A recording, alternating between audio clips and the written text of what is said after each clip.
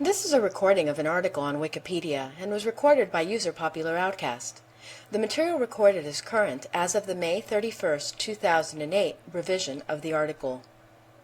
Berg from Wikipedia, the free encyclopedia, at en.wikipedia.org. This article is about the American baseball player. For the Canadian singer-songwriter, see Wikipedia article titled Berg, musician.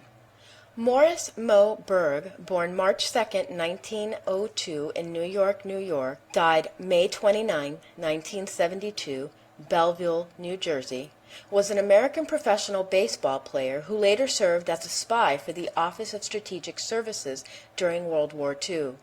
Although he spent 15 seasons in Major League Baseball, Berg was never more than an average player and was better known for being, quote, the brainiest guy in baseball, end quote, than for anything he accomplished in the game. The Bergs were never religiously observant, although being Jewish did contribute to most sense of being an outsider in mid-20th century America. Casey Stengel once described Berg as, quote, the strangest man ever to play baseball, end quote. A graduate of Princeton University and Columbia Law School, Berg spoke several languages and regularly read 10 newspapers a day. His reputation was fueled by his successful appearances as a contestant on the radio quiz show Information Please.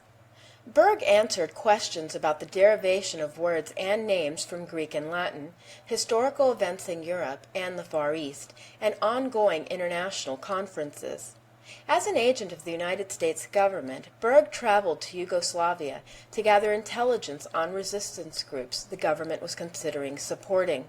He was then sent on a mission to Italy, where he interviewed various physicists concerning the German nuclear program. After the war, Berg was occasionally employed by the OSS's successor, the Central Intelligence Agency, but was unemployed by the mid-1950s. He spent the last 2 decades of his life without work, living with various siblings. The following is a listing of the contents of this article. Section 1. Early Life. Section 2. Major League Career. Section 2.1. Early Career, 1923 to 1925. Section 2.2. Career as a Catcher, 1926 to 1934. 2.3. First Trip to Japan. Section 2.4. Second Trip to Japan. Section 2.5. Late Career, 1935 to 1939.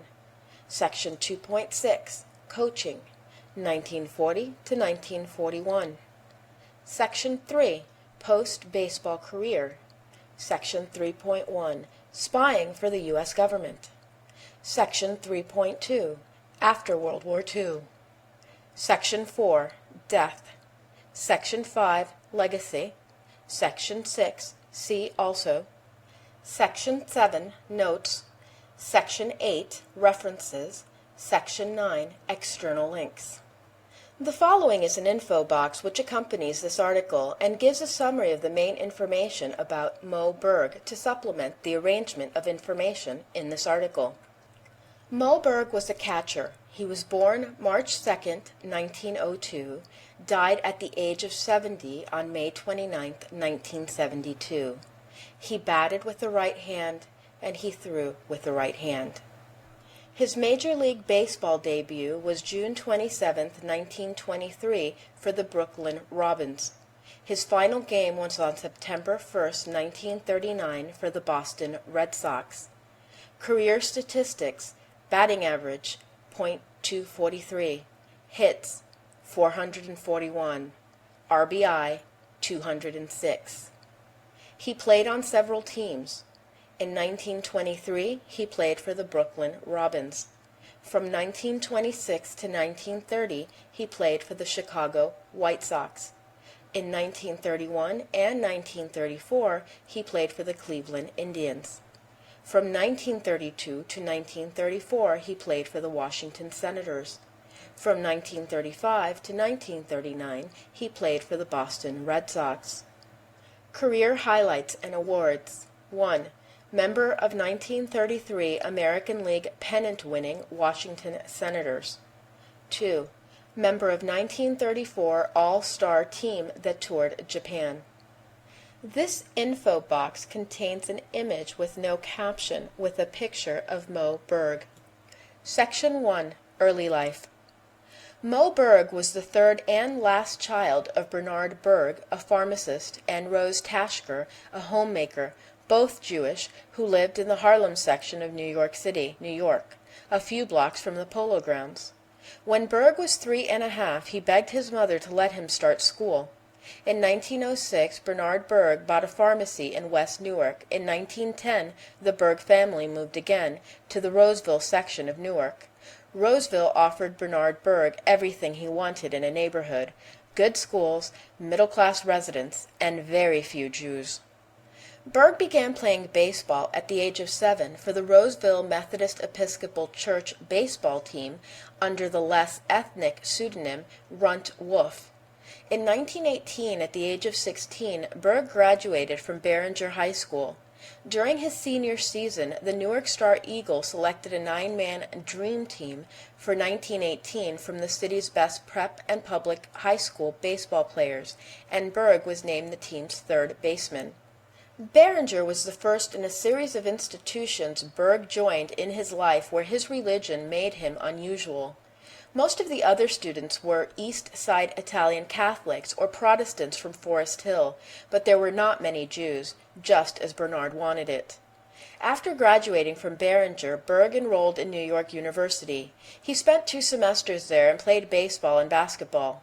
In 1919, he transferred to Princeton University and never again mentioned that he attended NYU for a year, presenting himself exclusively as a Princeton man.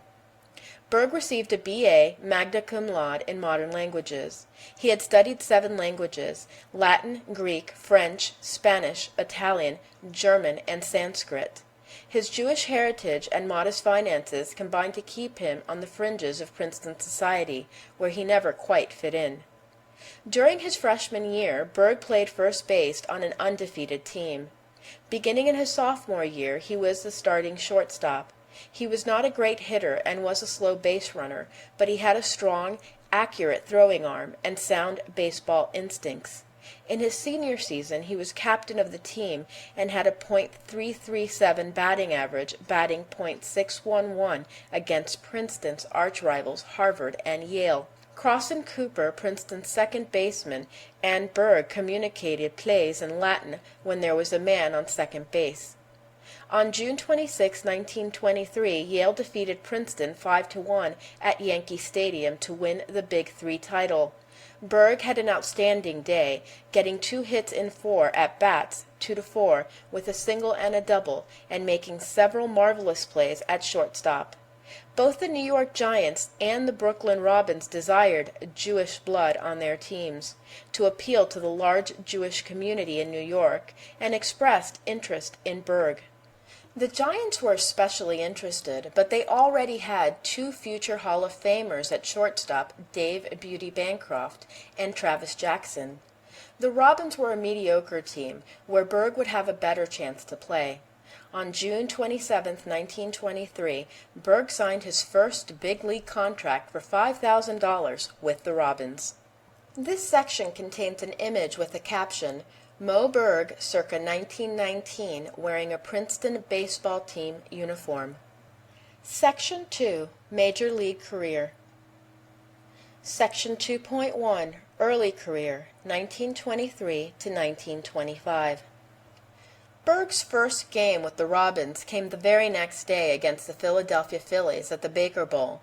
Berg came in at the start of the 7th inning, replacing Dutch Ruther when the Robins were winning 13-4. Berg handled 5 chances without an error and caught a line drive to start a game-ending double play. He ended up going 1-1, getting a single up the middle off of Clarence Mitchell and scoring a run. For the season, Berg batted .186 and made 22 errors in 47 games. After the season ended, Berg took his first trip abroad, sailing from New York to Paris. He settled in the Latin Quarter in an apartment that overlooked the Sorbonne, where he enrolled in 22 different classes. In Paris, he developed a habit he kept for the rest of his life, reading several newspapers daily. Until Berg finished reading a paper, he considered it alive and refused to let anyone else touch it. When he was finished with it, he would consider the paper dead and anybody could read it. In January 1924, instead of heading back to New York and getting himself into shape for the upcoming baseball season, Berg toured Italy and Switzerland. During spring training at the Robbins facility in Clearwater, Florida, manager Wilbert Robinson could see that Berg's hitting had not improved and optioned him to the Minneapolis Millers of the American Association. Berg did not take the demotion well and threatened to quit baseball, but by mid-April he reported to the Millers. Berg did very well once he became the Millers' regular third baseman, hitting close to .330, but in July his average plummeted and he was back on the bench. On August 19, 1924, Berg was loaned to the Toledo Mud Hens, a poor team ravaged by injuries. Berg was immediately inserted into the lineup at shortstop when Rabbit Helgeth refused to pay a $10 fine for poor play and was suspended. Major League scout Mike Gonzalez sent a telegram to the Dodgers evaluating Berg with the curt but now famous line, quote, "Good field, no hit," end quote. Berg finished the season with a .264 average.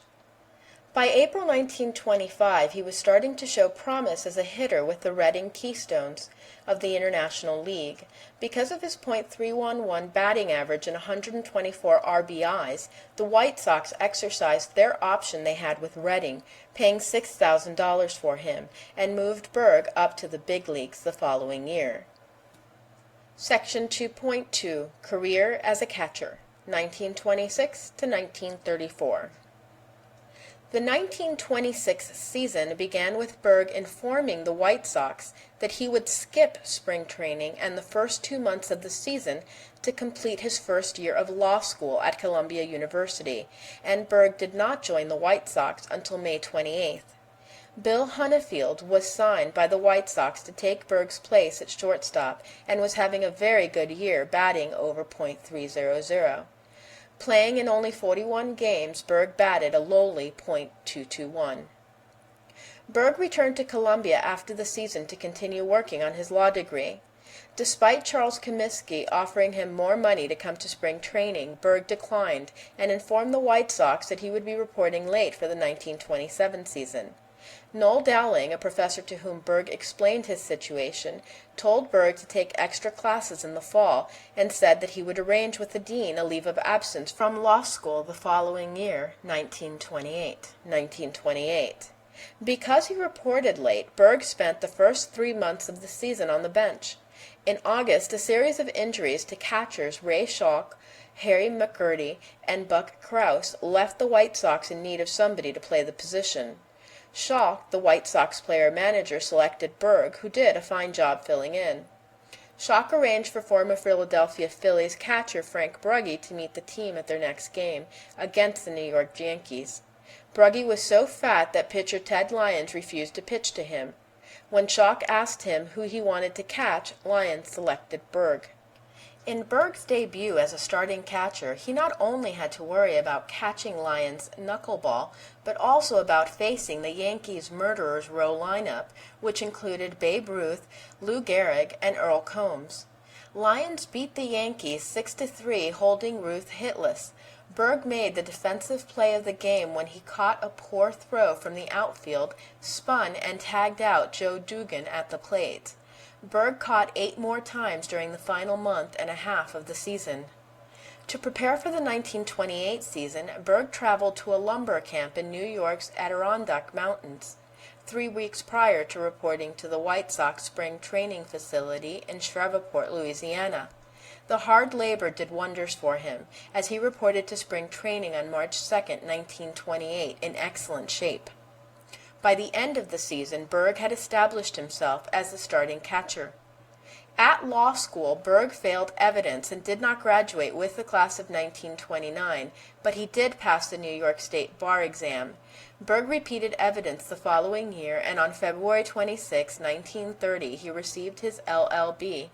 On April 6, 1930, during an exhibition game against the Little Rock Travelers, Berg's spikes caught in the soil as he tried to change directions, and he tore a knee ligament. Berg was back in the starting lineup on May 23, 1930, but his knee would not allow him to play every day. He ended up getting into only 20 games the whole season and finished with a .115 batting average. During the winter, he took a job with the respected Wall Street law firm Satterley and Canfield, now Satterley, Stephens, Burke and Burke. The Cleveland Indians picked up Berg on April 2, 1931, when Chicago put him on waivers, but he only played in 10 games and had 13 at-bats and only one hit for the entire season. The Indians gave Berg his unconditional release in January 1932, but with catchers hard to come by, Clark Griffith, owner of the Washington Senators, invited him to spring training in Biloxi, Mississippi. Berg made the team, playing in 75 games while committing no errors. When starting catcher Roy Spencer went down with an injury, Berg stepped in, throwing out 35 base runners while batting .236. A pull quote accompanies this section of the article. Quote, "Yeah, I know, and he can't hit in any of them." End quote. Dave Harris, Senators outfielder, when told that Berg spoke 7 languages. Section 2.3, First Trip to Japan. Retired ball player Herb Hunter arranged for 3 players, Berg, Lefty O'Doul, and Ted Lyons, to go to Japan to teach baseball seminars at Japanese universities during the winter of 1932.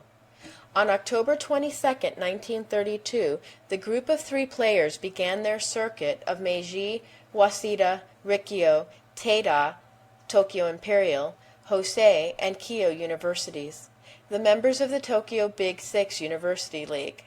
When the other Americans returned to the United States after their coaching assignments were over, Berg stayed behind to explore Japan. He went on to tour Manchuria, Shanghai, Peking, Indochina, Siam, India, Egypt, and Berlin. Despite his desire to go back to Japan, Berg reported to the Senators' training camp on February 26, 1933, in Biloxi, Mississippi. He played in 40 games during the season and only batted .185. The Senators won the pennant, but lost to the Giants in World Series. Cliff Bolton, the Senators' starting catcher in 1933, demanded more money in 1934. When the Senators refused to pay him more, he sat out and Berg got the starting job. On April 22, 1934, Berg made an error, his first fielding mistake since 1932. An American League record of 117 consecutive errorless games. On July 25th, the Senators gave Berg his unconditional release. He soon returned to the big leagues, however, after Cleveland Indians catcher Glenn Myatt broke his ankle on August 1st. Indians manager Walter Johnson, who had managed Berg in 1932, offered Berg the reserve catching job. Berg played sporadically until Frankie Pitlack, Cleveland's starting catcher, injured himself, and Berg became the starting catcher. Section 2.4, Second Trip to Japan. Herb Hunter arranged for a group of all-stars, including Babe Ruth, Lou Gehrig, Earl Averill, Charlie Gehringer, Jimmy Fox, and Lefty Gomez, to tour Japan playing exhibitions against the Japanese all-star team. Despite the fact that Berg was a mediocre third-string catcher, he was invited at the last minute to make the trip. Among the items Berg took with him to Japan were a 16mm Bell and Howell movie camera and a letter from Movietone News, a New York City newsreel production company that Berg had contracted to film the sights of his trip. When the team arrived in Japan, he gave a welcome speech in Japanese and also addressed the legislature. On November 29, 1934, while the rest of the team was playing in Omiya, Berg went to St. Luke's Hospital in Tsukiji, ostensibly to visit the daughter of American Ambassador Joseph Grew. Instead, Berg sneaked onto the roof of the hospital, one of the tallest buildings in Tokyo, and filmed the city and harbor with his movie camera. He never did see the ambassador's daughter. Back at home, the Indians gave him his unconditional release. Berg continued on to the Philippines, Korea, and Moscow. Section 2.5, Late Career, 1935 to 1939. After his return to America, Berg was picked up by the Boston Red Sox. In his 5 seasons with the Red Sox, Berg averaged fewer than 30 games a season. On February 21, 1939, Berg made his first of 3 appearances on the radio quiz show, Information Please. After missing the first question, Berg put on a dazzling performance. Of his appearance, Kennesaw Mountain Landis told him, quote, "Berg, in just 30 minutes you did more for baseball than I've done the entire time I've been commissioner." End quote. On his 3rd appearance, Clifton Fadiman, the moderator, started asking Berg too many personal questions. Berg did not answer any more questions and never appeared on the show again. Regular show guest John Kirian later said that, quote, "Mo was the most scholarly professional athlete I ever knew." End quote. Section 2.6, Coaching, 1940 to 1941. After his playing career ended, Berg was a Boston Red Sox coach in 1940 and 1941. Section 3, Post-Baseball Career. Section 3.1, Spying for the U.S. Government.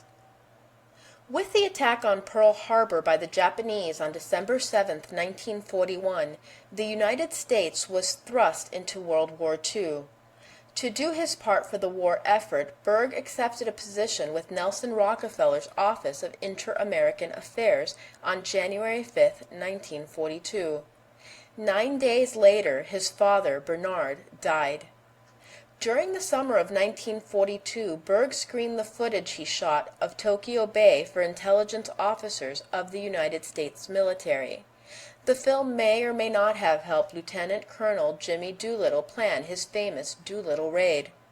From August 1942 until February 1943, Berg was on assignment in the Caribbean and South America.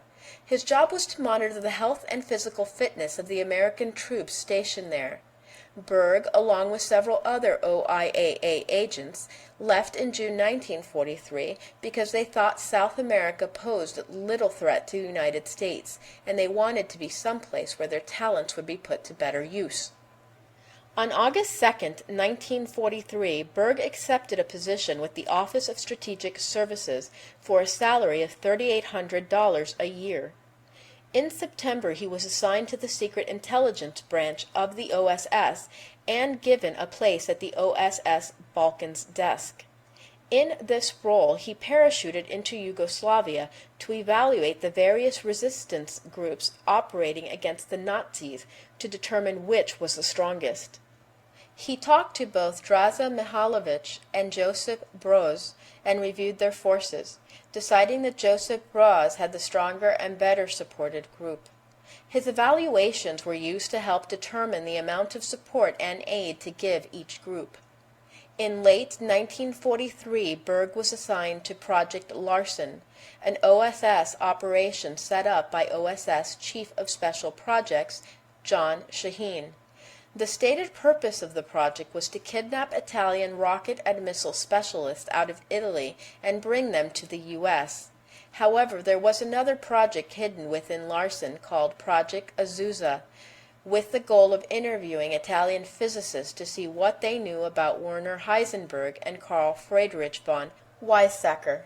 It was similar in scope and mission to the Alsos project. From May to mid-December, Berg hopped around Europe interviewing physicists and trying to convince several to leave Europe and work in America. At the beginning of December, news about Heisenberg giving a lecture in Zurich, Switzerland reached the OSS, and Berg was assigned the task of attending the lecture and determining, quote, if anything Heisenberg said convinced him the Germans were close to a bomb, end quote. If Berg came to the conclusion that the Germans were close, he had orders to shoot Heisenberg. Berg determined that the Germans were not close. During his time in Switzerland, Berg became close friends with the physicist Paul Scherrer. Berg returned to the United States on April 25, 1945, and resigned from the Strategic Services Unit, the successor to the OSS, in August. He was awarded the Presidential Medal of Freedom on October 10th, but he rejected the award on December 2nd. His sister later accepted it on his behalf after he died. Section 3.2 After World War II. In 1952, Berg was hired by the CIA to use his old contacts from World War II to gather information about Soviet atomic science. For the 10,000 plus expenses that Berg received, the CIA got nothing in return. The CIA officer who spoke with Berg when he returned from Europe said that he was, quote, flaky, end quote. For the next 20 years, Berg had no real job, living off friends and relatives who put up with him because of his great charm. When they would ask what he did for a living, he would reply by putting his finger to his lips, giving them the impression that he was still a spy. He lived with his brother Samuel for 13 years. According to Samuel, he became moody and snappish after the war and did not seem to care for much in life besides his books. His brother finally grew fed up with the arrangement and asked Mo to leave, and even had eviction papers drawn up. After being evicted from his brother's home, Berg moved in with his sister Ethel in Belleville, New Jersey, where he remained for the rest of his life. He received a handful of votes in Baseball Hall of Fame voting, 4 in 1958 and 5 in 1960. Berg was dark, heavy-featured, mysterious, sybaritic, courageous, and impeccably mannered. Women were attracted to the cultured, lifelong bachelor. When he was criticized for wasting his intellectual talent on the sport he loved, Berg replied, quote, "I'd rather be a ball player than a justice on the U.S. Supreme Court," end quote. Berg received many requests to write his memoirs, but turned them down. He almost wrote them in 1960, but he quit after the co-writer assigned to him confused him with Mo Howard of the Three Stooges.